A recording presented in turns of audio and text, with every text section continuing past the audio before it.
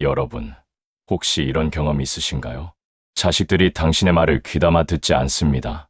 동네에서 만난 사람들이 당신을 우습게 봅니다. 심지어 손주들까지도 할머니, 할아버지 말씀을 무시합니다. 나이가 들수록 세상은 점점 더 나를 투명인간 취급합니다.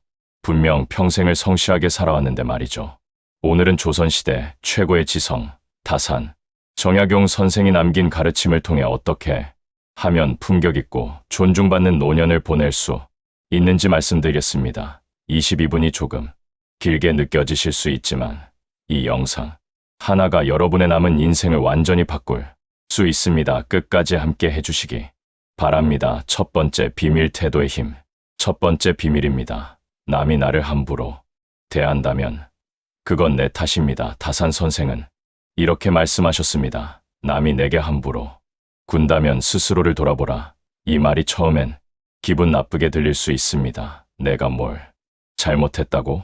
나는 평생 착하게만 살았는데. 하지만 진실은 이렇습니다. 내가 행동하는 대로 남들은 나를 대합니다. 70대 박순자 씨의 이야기를 들어보시죠.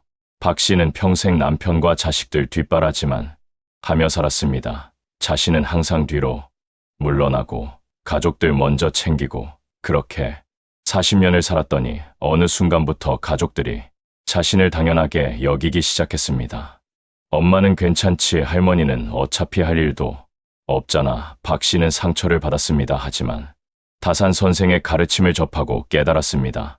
자신이 스스로를 소중히 여기지 않았다는 것을요. 구체적 실천법 1. 그렇다면 어떻게 해야 할까요?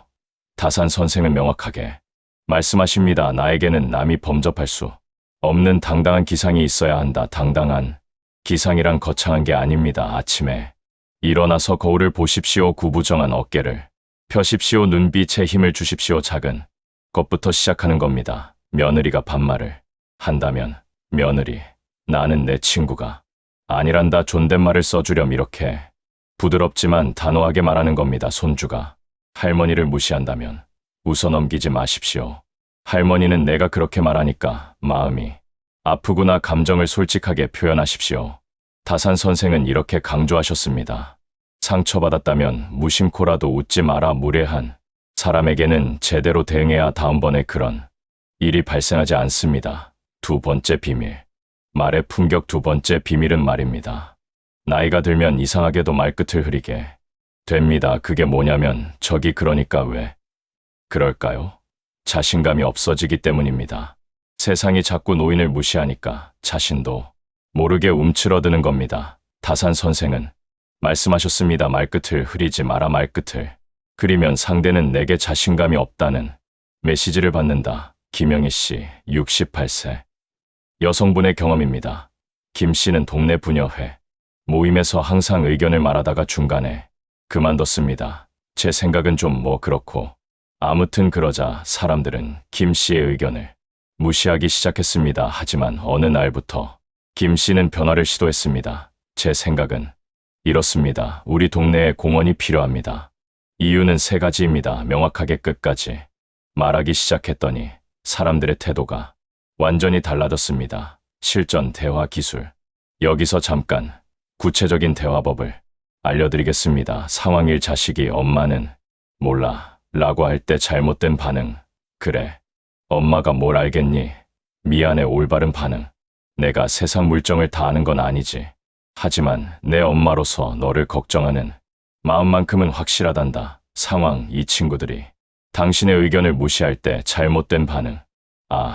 아니야. 내 생각이 틀렸나 봐. 올바른 반응. 내 경험으로는 이렇게 하는 게 맞다고 생각해. 물론 내 생각도 존중하지만 상황 3. 병원에서 의사가 대충 대할 때 잘못된 반응. 네, 알겠습니다. 이해 못했는데도 올바른 반응. 선생님, 제가 나이가 들어서 이해가 느립니다. 다시 한번 천천히 설명해 주시겠습니까? 다산 선생은 이렇게 말씀하셨습니다. 진부한 의견이라도 당당하게 말하라. 말하지 않으면 생각하지 않은 것과 같다. 세 번째 비밀. 감정의 중심 잡기. 세 번째 비밀입니다. 일일비하지 마십시오. 노년에는 감정 기복이 심해집니다. 아침에 자식한테 전화 한 통 받으면 하루 종일 기분이 좋습니다. 저녁에 며느리가 차갑게 대하면 밤새도록 잠을 못 잡니다. 이것은 자연스러운 현상이지만 위험한 신호이기도 합니다.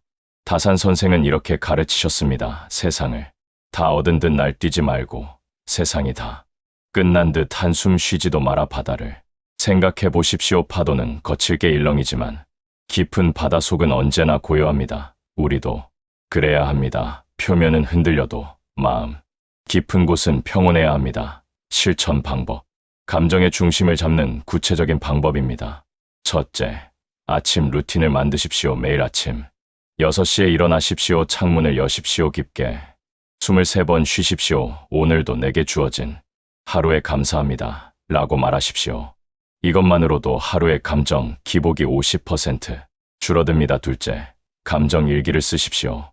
매일 저녁 잠들기 전에 3줄만 쓰십시오. 오늘 기분 나빴던 일, 오늘 감사한 일, 내일 기대되는 일 글로 쓰면 감정이 정리됩니다. 셋째, 기대치를 낮추십시오. 자식들이 매일 전화할 거라 기대하지 마십시오. 일주일에 한 번 전화 오면 감사한 겁니다. 기대가 낮으면 실망도 없습니다. 다산 선생은 말씀하셨습니다. 내가 잘못한 것이 없는데 남들이 이러쿵저러쿵 한다고 안절부절해서도 안 되고, 내가 특별히 잘한 것이 없는데 남들이 칭찬한다고 우쭐대서도 안 된다. 네 번째, 비밀. 몸가짐의 힘. 네 번째 비밀은 자세입니다. 나이가 들면 자연스럽게 허리가 굽습니다. 어깨가 앞으로 말립니다. 고개가 숙여집니다. 이것은 단순히 신체적 문제가 아닙니다. 정신적 문제입니다. 다산 선생은 이렇게 강조하셨습니다. 자세를 바르게 하라. 바른 자세야말로 강력한 언어 수단이다. 실제로 연구 결과가 있습니다. 허리를 펴고 앉은 사람과 구부정하게 앉은 사람에게 같은 말을 시켰더니 허리를 편 사람의 말이 2배 더 설득력이 있게 들렸다고 합니다. 이순자 씨, 72세의 변화 이야기입니다. 이 씨는 평생 구부정한 자세로 살았습니다. 항상 눈치를 보고 몸을 움츠리고. 그런데 어느 날 손주가 이렇게 말했습니다. 할머니는 왜 맨날 작아 보여? 그 말이 충격이었습니다. 이 씨는 그날부터 매일 거울 앞에서 자세 연습을 했습니다. 어깨를 펴고 턱을 당기고 배에 힘을 주고. 처음엔 어색하고 힘들었습니다. 하지만 2주가 지나자 자연스러워졌습니다. 그리고 신기한 일이 일어났습니다. 자세만 바꿨을 뿐인데 사람들의 반응이 달라졌습니다. 며느리가 함부로 말하지 않았습니다. 동네 사람들이 먼저 인사를 했습니다. 5번째 비밀. 떳떳한 마음. 5번째 비밀은 호연지기입니다. 호연지기란 무엇일까요? 하늘을 우러러 한 점 부끄럼 없는 마음입니다. 다산 선생은 말씀하셨습니다. 사람은 자고로 호연지기를 가져야 한다.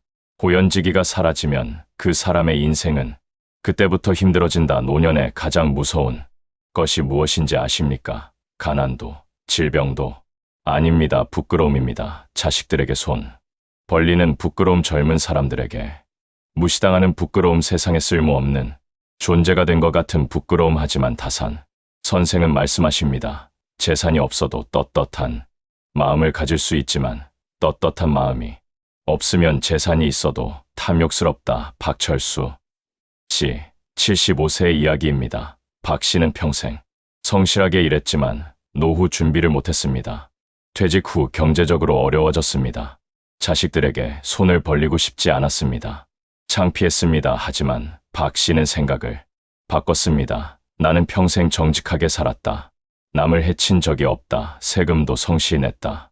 지금 경제적으로 어려운 것은 부끄러운 일이 아니다. 그렇게 마음을 바꾸니 등이 펴졌습니다. 자식들에게 아빠가 지금 힘들다. 조금만 도와줄 수 있니? 라고 당당하게 말할 수 있었습니다. 6번째, 비밀. 화를 다스리는 법. 6번째 비밀입니다. 분노를 조절하십시오. 나이가 들면 화가 많아집니다. 세상이 내 뜻대로 안 되니까요. 자식들이 내 말을 안 듣습니다. 몸은 아픈데 아무도 신경 안 씁니다. 화를 내고 싶습니다. 소리 지르고 싶습니다. 하지만 다산 선생은 경고하십니다. 흥분해서 자제력을 잃는다면 그 분노는 자기 몸을 망치는 독이 될 것이다. 화를 내면 손해보는 사람은 상대가 아닙니다. 바로 나 자신입니다. 혈압이 올라갑니다.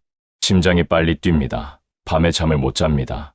다음날 온몸이 아픕니다. 상대방은 아무렇지도 않습니다. 그렇다면 어떻게 해야 할까요?